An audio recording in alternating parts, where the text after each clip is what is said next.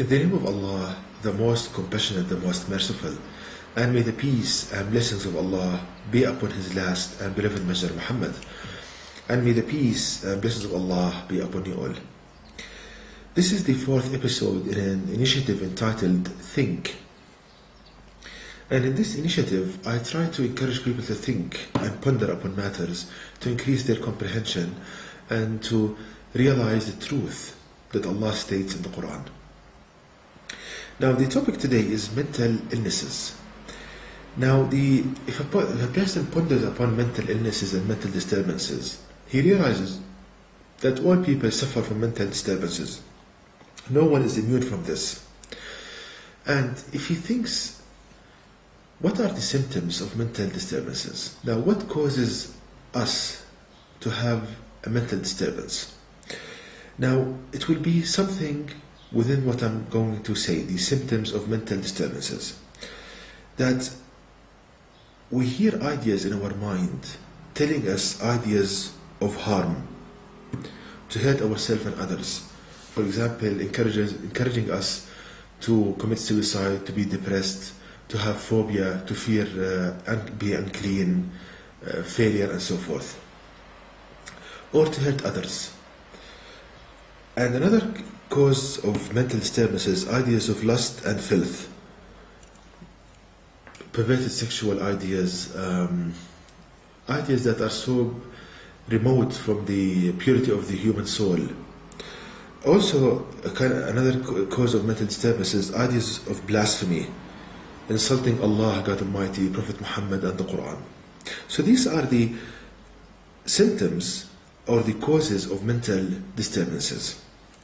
Now, we need to know what is the cause of this. Why a person hears ideas in his mind of harm, lust, and blasphemy. Now, so many people, they think that there's something wrong with the brain. And this is totally wrong, as you will see in a minute. So, as we are accustomed to in this initiative, let's seek the help of Allah God Almighty to teach us how to think about this topic. And if we do that, Allah will guide us to the Quran in chapter 2, verse 169, which reads, He, i.e. Satan, commands you what is harmful, sinful, and to say about Allah, God, what you have no knowledge of. So here Allah God Almighty is describing to us, telling us the symptoms of the effect of Satan on each and every one of us. And no one is immune from this, because we learn that each and every one of us has a companion devil that stays with you till death.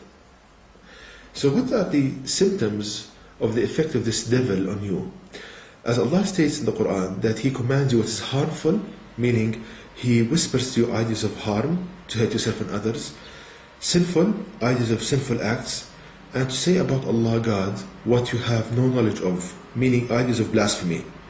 So if we compare the ideas that Satan whispers to each and every one of us with ideas of harm, sinful acts, and blasphemy, with those causing people mental disturbances, you see a perfect match between the two, 100% match, not 90%, 100% match. So based on this, wouldn't that tell you that the sole reason for mental disturbances and illnesses is Satan?